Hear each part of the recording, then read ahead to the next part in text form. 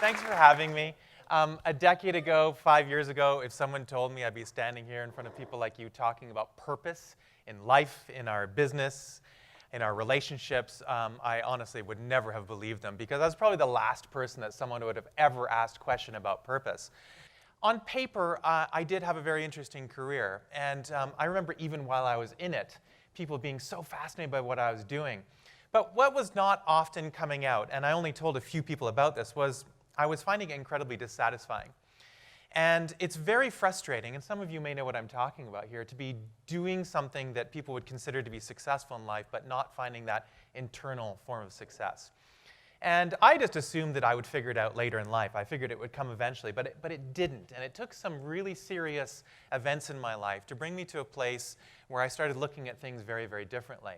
And that's what I want to talk about today. It's the idea that purpose, for me, was something that was very elusive. I had to look very hard for it, and in places that I didn't expect. And a mentor of mine ended up showing me a quote that, for me, changed absolutely everything.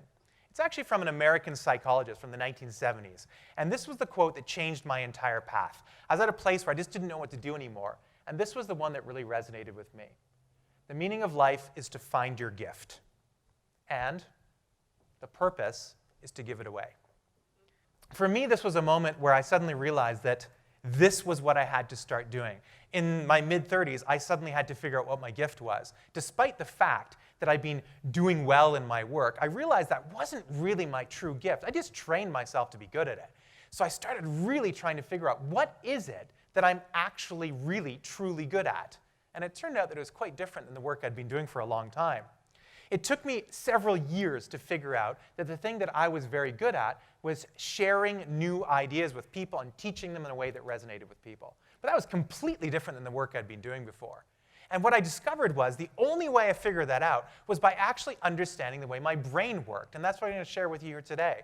What I'm going to show you is that by understanding how our brain actually functions, we can get very good insight into what actually is our true gift. And then what I realized is, once you get to that place, it becomes very easy to start sharing that gift with other people. So here's what I'm going to do. What I want to do is take you through the idea of understanding your inner coding. Now, I focus on using neuroscience to help people communicate, but it also applies very much to understanding how we interact with other people and how our brain likes to function.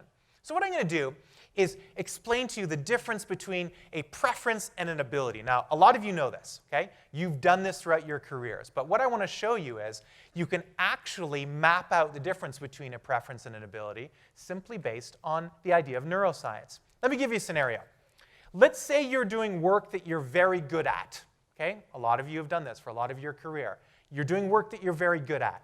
But let's say, so you have a high ability for it, but let's say you don't have a preference for that type of work. How does that work feel? You're good at it, but you don't have a preference for it. A lot of you know what I'm talking about. How would you describe that type of work?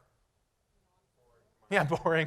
Boring, mundane, non-energizing, right? Here's the thing, though. You can still do it. You can still do it very, very well. There's people in your companies or your organizations, or maybe you yourself, know that there's actually no correlation between ability and preference. You can be very, very good at something without having a preference for it. It just doesn't feel very good, right? And we've all been there.